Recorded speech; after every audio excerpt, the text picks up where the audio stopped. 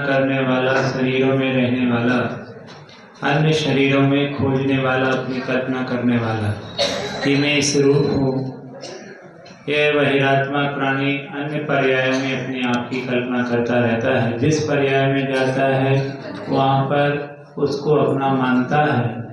ऐसा भ्रम इसे अनंत काल से मिथ्यात्व के संसार के कारण से इस प्रकार का संस्कार बन जाता है।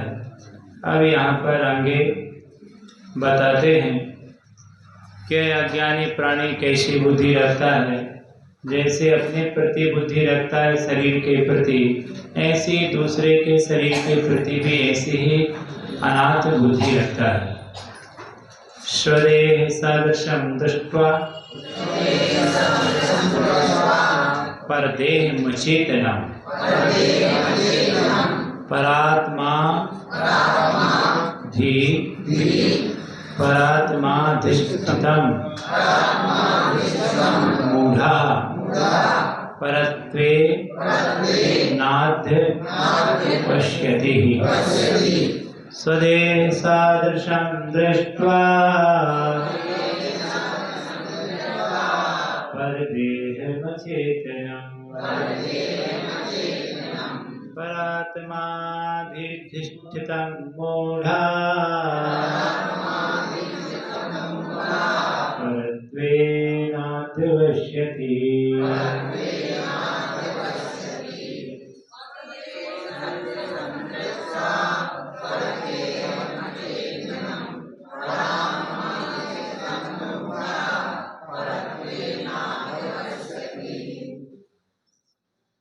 कहते हैं अज्ञानी प्राणी मूढ़, विषयों में मूढ़ है ऐसा अज्ञानी प्राणी स्वदेह सादृशम अपने शरीर के समान सादृश्य क्या कल्पना समझ करता है कि जैसा मेरा शरीर चेतन है, यद्यपि शरीर तो क्या है, अचेतन है, जड़ है, लेकिन वो कहता है नहीं मेरा शरीर चेतन है। ऐसी कल्पना करके कहता है मेरा हाथ काम करता है, मेरा पैर काम करते हैं, मेरी आंख देखती है, मेरा कान सुनता है। इस प्रकार से ऐसी कल्पना करता है कि मेरी आंख देख रही है, क्या आंख देख रही है, क्या मेरी आंख तो अलग ही है, मेरा कान सुनता है, मेरा हाथ काम करते हैं, मैं क्या करूं, मेरा मन चल जाता है। तो इस प्रकार से इन सबको क्या मानता है, मन वचन काय को आदि को आत्मा मानता है कि ये क्या है, जबकि ये सब क्या है, उद्गल हैं।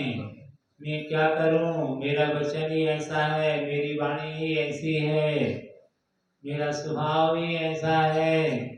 इन सबको अपना आत्मा मान बैठा है। वो राग द्वेष आदि कसाय, मेरी गुस्सा, मेरी कसाय, तो ये सारे के सारे सबको आत्मा मानने से कह रहे हैं कि पर देह अचेतना, किंतु देह तो क्या है, अचेतन है, फिर भी उसको अचेतन होते हुए भी ऐसे ही दूसरे के शरीर को भी यही कल्पना करता है कि उसका शरीर भी उसकी आत्मा है। ऐसा परात्म अधिष्ठितम मूढ़ा, पर में पर के शरीर में आत्मा की क्या करता है, कल्पना करता हुआ अध्यवश्यति पर में इस प्रकार की कल्पना करता हुआ, और वह क्या करता है, राग द्वेष करता रहता है। इस प्रकार की मान्यता पर पदार्थों में, पर के शरीर आदि में आत्मा की कल्पना कर लेता है। इसका शरीर भी आत्मा है, इसलिए इसके शरीर को मार दो, इसको इसकी आत्मा क्या हो जाएगी, मर जाएगी। इसलिए हाथ पैर तोड़ दो। किसके तोड़ दिए हमने, जीव के हाथ पैर तोड़ दिए। पर ये नहीं समझता है जैसे ड्राइवर और गाड़ी दोनों क्या हैं, अलग अलग हैं।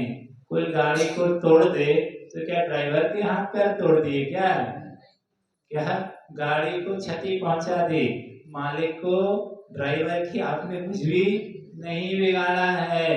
ड्राइवर अलग है और गाड़ी अलग है, लेकिन वो दोनों को क्या समझ रहा है? एकत्व बुद्धि रखता है। तो यह गुस्सा भी किस पर करता है? शरीर पर ही करता है गुस्सा। तो दीवार पर सिर मार देता है, हाथ मार देता है दीवार पर, दूसरे का सिर मार देता है। इस प्रकार से ऐसे अपने शरीर को जीव समझता है तो दूसरे के शरीर को भी वैसा ही समझता है। तो कह रहे हैं इस प्रकार की इसकी यह मान्यता यह संसार का ही कारण है।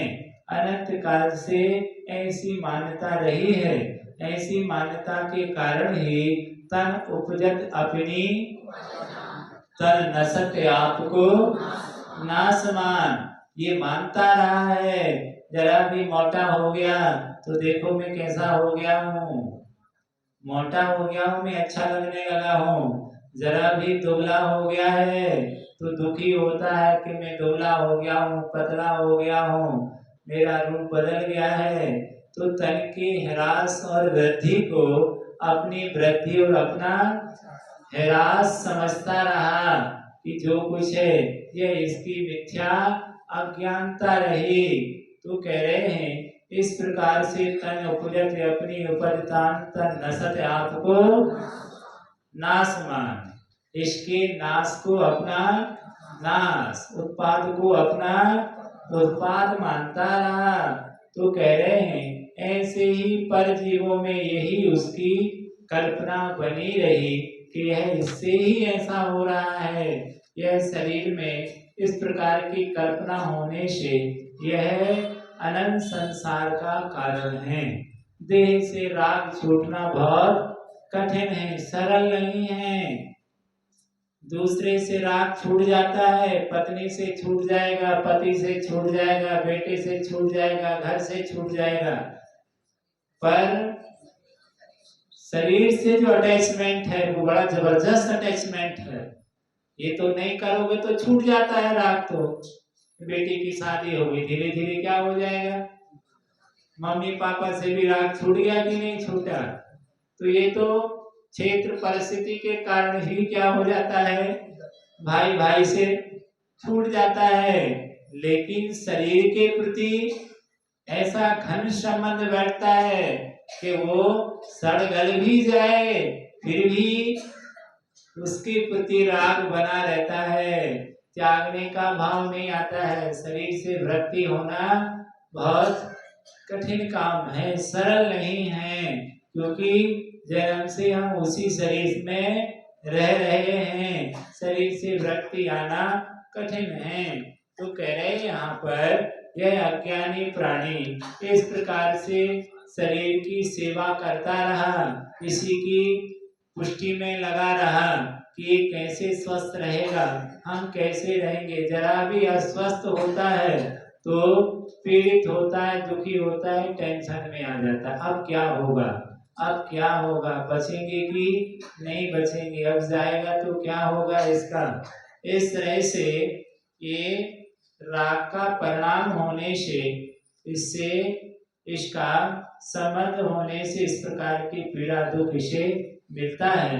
तो कह रहे हैं यथार्थ बुद्धि हमें बनानी चाहिए कि शरीर और आत्मा दोनों क्या हैं, अलग अलग हैं। पर ऐसी बुद्धि नहीं बनाने से और क्या कहते हैं, क्या बुद्धि बनाता है, अपनी इस प्रकार की और भी कल्पनाएं करता है, मिथ्यात्व के बस होकर के और भी धारणाएं मजबूत करता है। क्या धारणाएं बनाता है, तो अगली कारिका में भी उसको यहाँ पर बताते हैं। सो पराध वसायने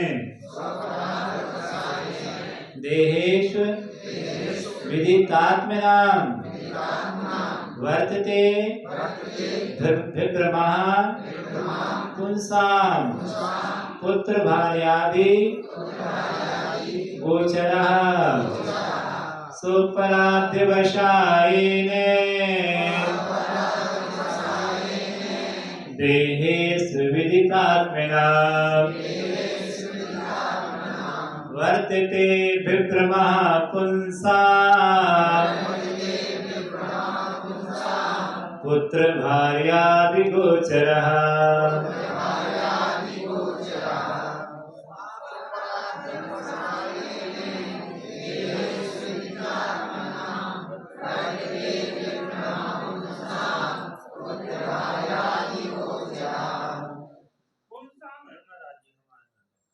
पुंसाम ही तो है,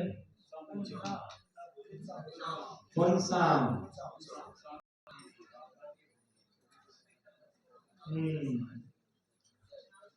तो यहाँ कह रहे हैं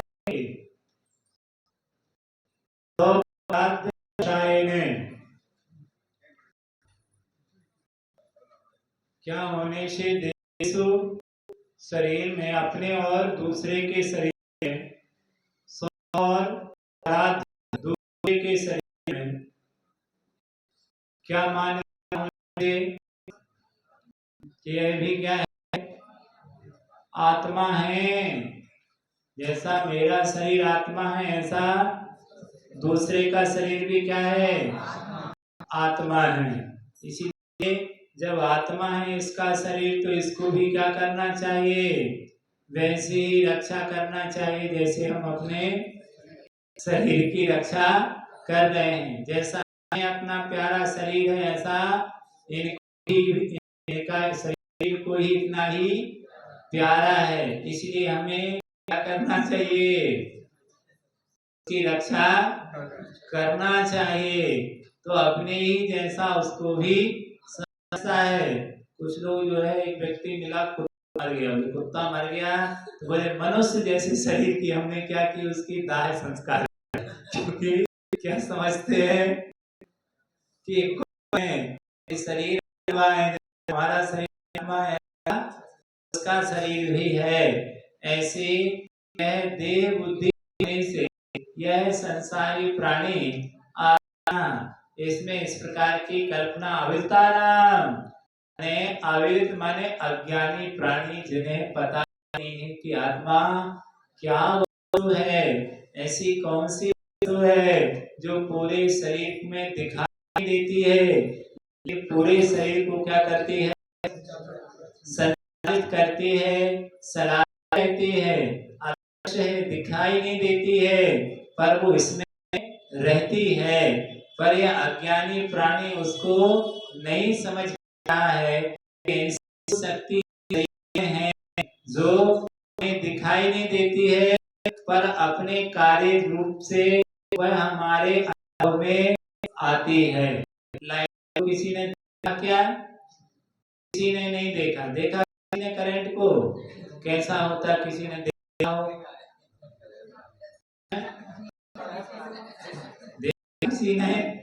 किसी ने नहीं देखा। क्या ये करंट है? यदि करंट होता था बैठ ना पाते क्या? ये करंट नहीं है, पर हमें उसका कार्य दिख रहा है। ये जला हुआ है, घूम रहा है, इसका मायना क्या है? एक गांव का आदमी था, उसने शहर में गया, उसने करंट बिजली देखी नहीं। बिजली कैसी है, हमें तो बिजली दिखा दो। वहां जाता है, उससे पूछता है कि मुझे बिजली दिखाओ मिस्त्री से। उसने कहा, पहले समझाया, नहीं माना। वो तो कहे मुझे बताओ कैसी होती है। उसने कहा दिखाया नहीं जा सकता भैया, उसे तो फील किया जा सकता है। कैसे? उसने बात और बता दिया, छू लो। छूने पता चल जाएगा कि बिजली कैसी होती है। दिखाई नहीं जा सकती है, वो तुम्हारे अनुभव में आ सकती है। आत्मा को दिखाने की, प्रदर्शन की तो नहीं है। तुम कहते थी होती तो दिखाओ तो सही। कोई नहीं तुम्हें दिखा सकता, केवल ज्ञानी भी तुम्हें दिखा नहीं सकते हैं। वो अनुभव की बात करेंगे। आप स्वयं उसका क्या करिए, अंदर में फील करिए। वायर अलग है और करंट अलग है। ये बात अलग है कि वायर बिना करंट नहीं हो सकता है। वायर पर वायर करंट नहीं है, वायर करंट नहीं है। करंट अलग है और वायर अलग है। वायर के बिना करंट नहीं हो सकता है, क्योंकि उसको संचालित करने के लिए क्या चाहिए है? वायर तो चाहिए ही है, पर वायर करंट नहीं हो सकता, करंट वायर नहीं हो सकता और वायर करंट नहीं हो सकता। दोनों अलग अलग हैं, पर दोनों मिल गए हैं। मिलने से एक मत समझिए अलग हैं। शरीर तो वायर की तरह है, सिर्फ पूरे वायर में करंट व्याप्त होता है। ऐसे इस वायर रूपी शरीर रूपी वायर में पूरे में आत्मा के प्रदेश करंट की भांति क्या है, व्याप्त हैं, पूरे शरीर में रहते हैं। पर शरीर अलग है और आत्मा है। पानी दो क्या है, मिल गए, मिल करके भी दोनों अलग अलग हैं। तो यहाँ पर ये अज्ञानी प्राणी उसका भेद नहीं जान पाया है। वो समझ रहा है कि ये दोनों की वस्तु है, इसमें कोई भेद नहीं है। यदि एक होता तो मरने के बाद शरीर गलता सड़ता गलता है, इसमें वृद्धि होती, ऐसा कुछ नहीं है। इसका मानना है कि आत्मा निकल ही इसमें परिवर्तन हो जाता है। जब तक वो रहेगी तब तक ऐसा नहीं होगा। कह रहे हैं कि यहाँ पर यह अज्ञानी प्राणी इस प्रकार का भ्रम होने से पुत्र भार्या की कल्पना, उस आत्मा की कल्पना, पुत्र भार्या की कल्पना वर्तित, और शरीर में विभ्रम है ही उसका, लेकिन शरीर से जो भिन्न है, अत्यंत भिन्न है, ऐसी द्रव्यों में भी उसकी क्या कल्पना है, ये भी मेरे हैं, ये भी आत्मा है और ये भी मेरे हैं। इस प्रकार की इस सारी प्राणी के उनमें भी मिथ्या बुद्धि होने से, संबंध होने से उनको भी आत्मा अपना मान लेता है और इस तरह से उनमें राग बुद्धि उत्पन्न करता है। महा कष्ट पाता जो करता पर पदार्थ देह संयोग, यानी जितने भी पर पदार्थ है संयोग करता है, अपना मानता है, वो महा कष्ट को पाता है। यदि अपना स्वीकार नहीं करता है तो कष्ट नहीं है। कष्ट जहां शुरू कर दिया कि ये ममेदम इदम, यह वस्तु मेरी है, मेरी कहते ही उसके सारे कष्ट को जाएंगे, लग जाएंगे, सारे कष्ट आपके पीछे जाएंगे। तो कहते हैं कि यह अज्ञानी इतने सारे कष्ट भोगता हुआ भी पर पदार्थ को पृथक नहीं जान पा रहा है कि ये मेरे पृथक हैं। यही समझता है कि ये सब मेरे हैं और मैं इनका हूँ, इसके मेरे बिना ये नहीं और इनके बिना मैं नहीं हूँ। ऐसी मिथ्या कल्पना करके कष्ट उठाता रहता है कि यदि हम नहीं होंगे तो इनका क्या होगा, घर वालों का क्या होगा, क्या तुम्हारे भरोसे चल रहे थे सब, क्या जब तुम नहीं थे तब क्या था, क्या उनका जीवन नहीं था। पत्नी सोचती हमारे जाने के बाद पति का क्या होगा, पति सोचते हमारे जाने के पत्नी का क्या होगा। क्या तुम्हारी सब विभाग में जाता क्या चलेगा, ऐसा संसार चल रहा है, वैसा रहेगा। किसके जाने से संसार रुका, किसके जाने से रुका, क्या संसार की गतिविधि रुकी नहीं। बड़े बड़े तीर्थंकर आए और चले गए, जाने के बाद लोगों को खेद हुआ अब क्या होगा, अब क्या होगा, सब क्या है चलता रहता है संसार, ये किसी भरोसे नहीं है। ये स्वयं आदिकाल से इसका कोई ना धरता अमिट अनादि है, ये किसी बनाने वाला अनादि काल से चल रहा है, तुम्हारे भरोसे कोई नहीं चल रहा है। सब अपने अपने कर्मों का फल अपनी अपनी आयु से सब आए हैं और अपनी अपनी आयु समाप्त होते ही सब क्या है यहाँ से चले जाएंगे।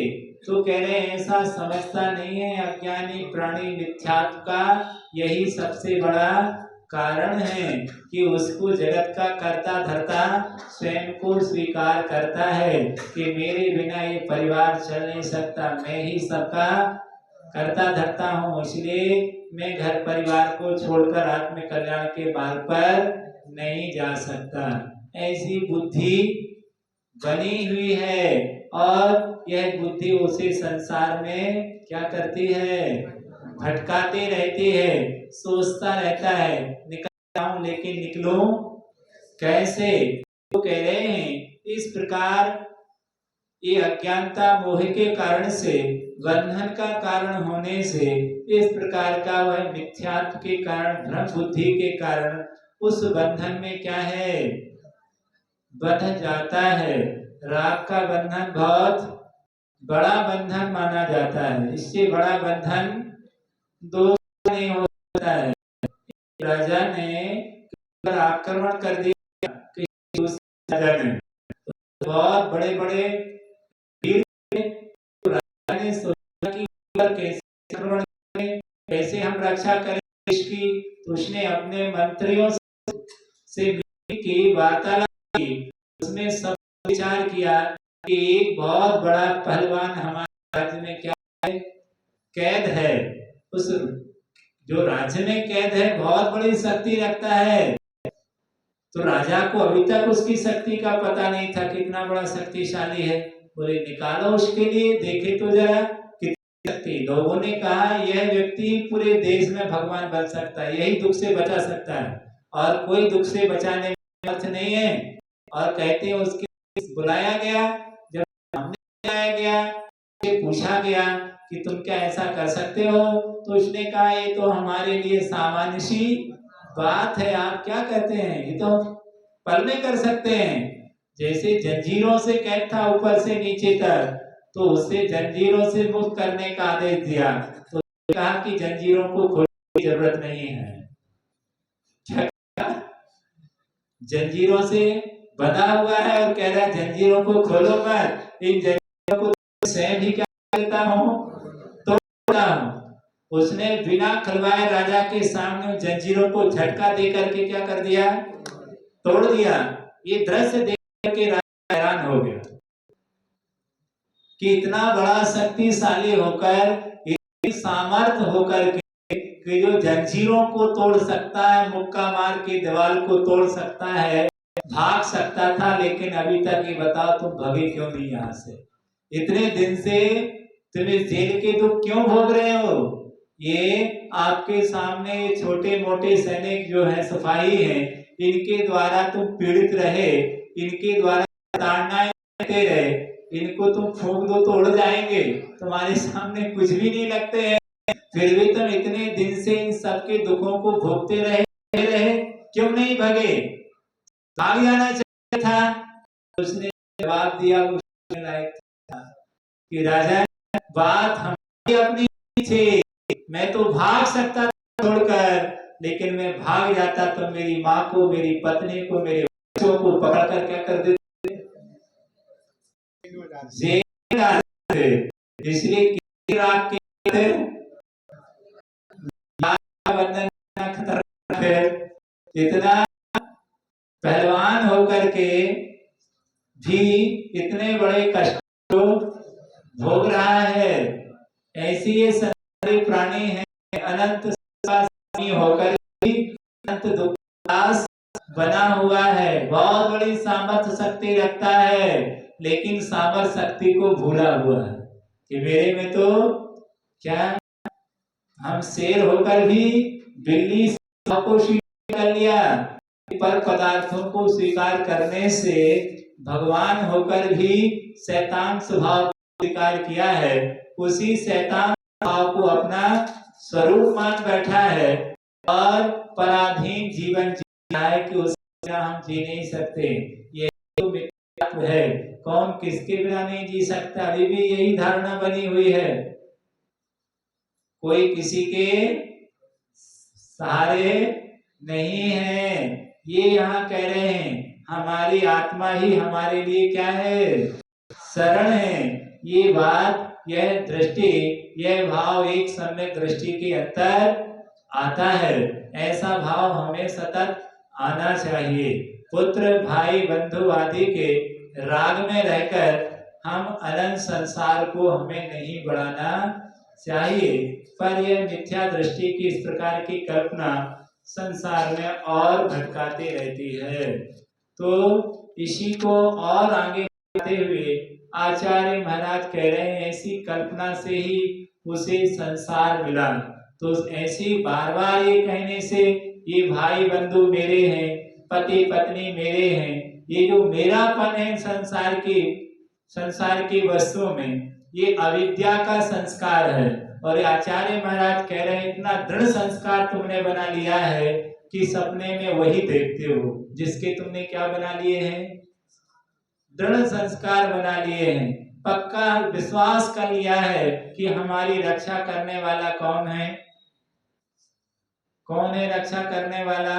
धन रुपया पैसा भाई बंधु पति, ये सब हमारी क्या करेंगे, रक्षा करेंगे। यही हमारा सब करने वाले हैं। तो दुख के दिनों में कौन याद आता है? डॉक्टर, वैद्य, दवा। क्या चिल्लाते हो? डॉक्टर हमारी क्या करेगा, रक्षा करेगा। हमारे बुढ़ापे में पैसा हमारी रक्षा करेगा, हमारा बेटा हमारी रक्षा करेगा, हमारे पोता पोती हमारी रक्षा करेंगे, ये सब हमारी क्या करेंगे। इसीलिए बार बार उन्हीं का नाम मस्तिष्क में बार बार घूमता है कि याद कर लो, इनको बुला लो, इनसे ही अच्छा होगा। तो इस प्रकार की जो दृष्टि है, कह रहे हैं ये अविद्या का संस्कार आज से नहीं डाला है, अनंत काल से इसने डाल के रखा है कि ये लोग हमारे लिए क्या करेंगे, साथी बनेंगे। इसलिए तो बैंक भरता रहता है, कोई ने साथ दिया नहीं दिया तो कौन साथ देगा, तो ऐसा साथ देगा हमारा, कोई तो साथ देगा। इस प्रकार से ऐसी मानसिकता है। तो यहाँ पर आगे बताते हैं कि उस अविद्या के संस्कार से क्या होता है। अविद्या संगीत संस्कारो साहित्य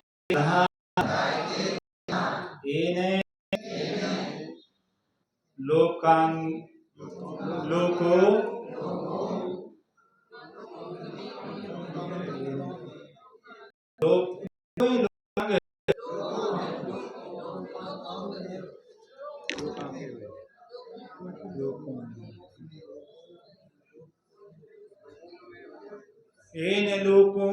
लोकोंग में स्वम पुनरप्यभि मन्यते अविद्या संगीत तस्मात् संस्कारो जायते येन लोकांग में स्वम मन्यते।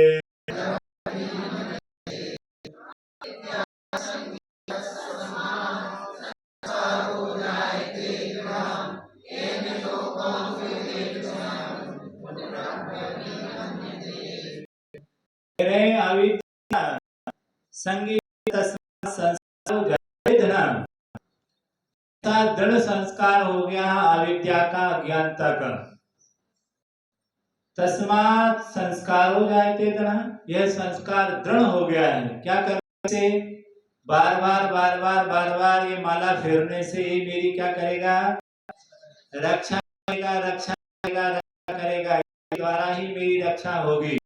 ये ऐसे संस्कार दृढ़ हो गए जैसे उस बालक के संस्कार दृढ़ हो जाते हैं। यदि सामने शेर आक्रमण करता है तो पुकारता है, को पुकारता है, मम्मी को चिल्लाता है, क्यों? माँ को क्यों चिल्ला रहा है? शेर से क्या कर लेगी, उसकी नहीं पाएगी। फिर उसकी दृष्टि में तो भ्रम है कि मेरी माँ मुझे हर चीज मेरी क्या करती है, रक्षा करती है, शेर से भी मेरी रक्षा करेगी।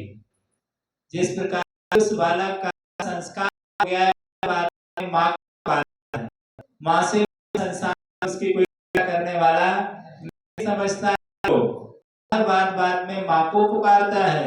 इसी प्रकार यह संसारी प्राणी को भी ऐसे हो गया है कि नहीं, मेरी रक्षा करने वाले ये सब नहीं है, इन सब मेरी रक्षा हुई धन दौलत आदि से।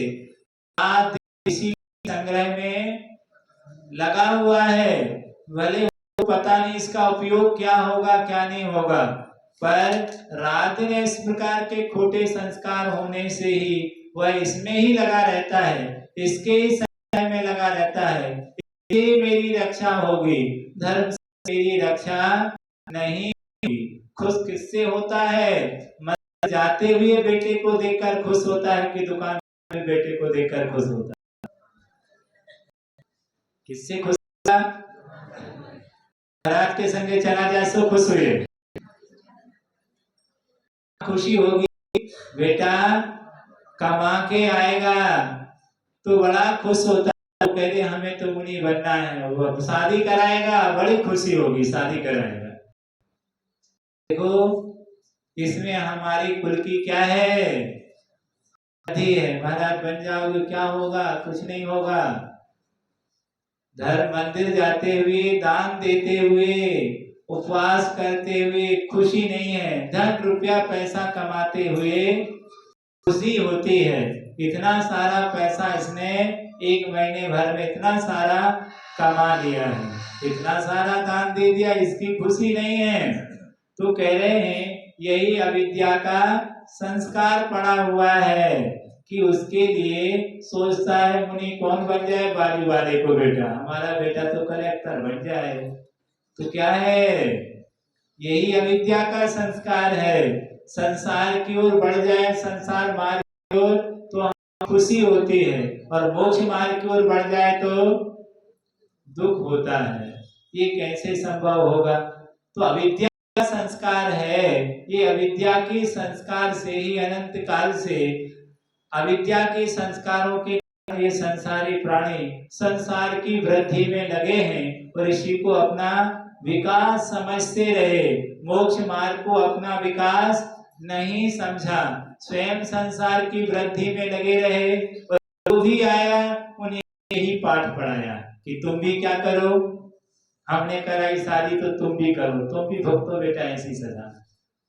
तो हम भी परेशान रहे, और जो आया वो भी क्या है, हमें जीवन भर कभी शांति नहीं मिली, कभी नहीं समझाया कि नहीं संसार का स्वरूप ये है, मोक्ष का स्वरूप ये है, ये संसार मार्ग ऐसा दुखमय है, पूरे जीवन भर तकलीफ में रहे हो दोनों पति पत्नी, एक क्षण की शांति नहीं मिली हो, फिर भी नहीं कहेगा कि बेटा तुम शादी नहीं करना तो तुम नहीं बन जाना, फिर भी कहेंगे तुम्हें क्या करना है, भले दोनों के जीवन भर एक दूसरे पटी ना हो 1% भी, फिर भी हो सकता है तुम्हारी पड़ जाए तो बन जाओ, कर लो। एक ऐसा संसार है, विचित्र संसार है, सुख नहीं रहे फिर भी कहते हैं कि नहीं तुम क्या हो, सुखी हो जाओगे। मोक्ष का मार्ग, सुख का मार्ग क्या है? पृथक है। राम सीता सुखी कब हुए? कब हुए सुखी? सुखी हुए जब दोनों को क्या कर दिया, दोनों ने दोनों को छोड़ दिया, ना हम तुम्हारे ना हमारे। भूल कि सीता ने कहा कि कभी हमारी पत्नी भूल रही हो कि तुम मेरे थे, और इस तरह राम का त्याग कर दिया, सीता हमेशा के लिए क्या हो गई, सुखी हो गई। के बाद कहीं संकट नहीं आया कि सीता इतनी परेशान को छोड़ने के बाद। कब तक दुखी? जिस दिन से राम को स्वीकार किया, उसने कहा मैंने जिस दिन से तुम्हें स्वीकार किया और तुमने जिस दिन से मुझे स्वीकार किया, उस दिन से आज तक हमें मिला क्या? संघर्ष के अलावा हम भले कहते रहे सुखी है, लेकिन संघर्ष ही संघर्ष जीवन में रहे, ये हमारा भ्रम था। इसी भ्रम को तो हमें तोड़ना है। तो जब वो दोनों एक दूसरे को त्यागने के बाद सुखी हुए, हम भी कब सुखी होंगे? सुखो हम कब सुखी होंगे? अब तो बूढ़े हो गए, अब तो समझ लो इस बात के लिए, अब तो तैयारी रखो कि अब हम एक दूसरे से क्या होने वाले हैं। अभी भी आंख खुली नहीं है, अभी भी उसी में ही जा रहे हैं, नहीं हम तो अजर अमर चलेगा हमारा तो जोड़ा, तैयारी करना चाहिए कि नहीं, हम सुखी संयोग में नहीं होंगे, हम सुखी किसमें होंगे? दीक्षा लेने में। तुम भी दीक्षा लो और हम भी दीक्षा लेंगे। अब संलेखना की तैयारी करेंगे, द्वारा हम दोनों पति पत्नी ना बने इसकी तैयारी करेंगे। इसकी नहीं कि द्वारा क्या हो जाए, द्वारा मिले तो क्या हो, 7 जन्म तक, 1 जन्म नहीं, जन्म जन्म तक। मोक्ष नहीं जाना तुम्हें, क्या हमें जाना है। यही बेटा मिले, यही पति मिले, यही घर मिले, फार्म भरवा। सोचो, वही चाहिए। इतनी अशांति रही फिर भी हमें वही सब चाहिए है। तो यहाँ कह रहे ये कैसी मोह की अविद्या का संस्कार है कि पीड़ित भी होता है, कह भी देता है, सब परेशान, इसमें कोई सार नहीं है, फिर भी सुबह कह देता कहता अच्छी तो है, सब बढ़िया है। सबको कह रहा था और शाम को सबको अच्छा कह रहा है। जरा जरा में इस प्रकार का क्षणिक वैराग आ जाता है, कभी कभी स्थायी वैराग नहीं आ पाता है। तो कह रहे हैं ये अविद्या का संस्कार इतना दृढ़ है, बुरा कहते हुए भी उसी को स्वीकार करता है, अपमानित होते हुए भी उन्हीं लोगों को स्वीकार कर लेता, कहता भले बुरे जैसे हैं तो हमारे किसके भले बुरे जैसे हैं हमारे ही, इसलिए कोई बात नहीं है, हम तो रही में रहे हैं। तो ऐसी संसारी प्राणी की विचित्र लीला है। कहता बहुत दुखी है, बहुत दुखी नहीं आ जाए, चलो भैया 2-4 मेरे संगे, बहुत तो कोई नहीं जाने सुना, हम इतने परेशान है, इतने परेशान घर से, 2-4 तो चलो। तो कोई जाने तैयार नहीं है, जैसे हम कोई घर में रहे हैं, घर में ही हमारी चिता निकलेगी, जिंदा तो निकल रहे हैं। तो कह रहे हैं ये ऐसा तीर्थ है, उसको ही अपना मानते हैं, नहीं हमारा भला नहीं होगा, यही भला होगा, इनके बीच ही भला होगा, और अमंगल उन्हीं के बीच होना है जिनके बीच तुम रह रहे हो। नरकों में कोई लोग भेजे तो मैं नीचे, ऊपर तो जानने जिंदगी परेशान मरने हमारे लिए दुर्गति के पात्र बनते हैं। ये मोह की लीला है इस जीव की। कह रहे हैं मिथ्यात्व के कारण से वह त्याग नहीं पाता, राग द्वेष के कारण से ऐसी भ्रम बुद्धि बनी रहती है। इसी भ्रम बुद्धि को तोड़ने के लिए आचार्य महाराज अविद्या का संस्कार है। साक्षात जानते देखते हुए भी कितना सारे कितने कितनों को कंधे दे दिया होगा, एक भी सुई की नोक के बराबर भी लेके नहीं गया, फिर भी अपनी आंखों से हजारों लोगों को देखा उसने जाते हुए, फिर भी वैराग्य नहीं आ रहा है। बहुत बड़ा आश्चर्य है।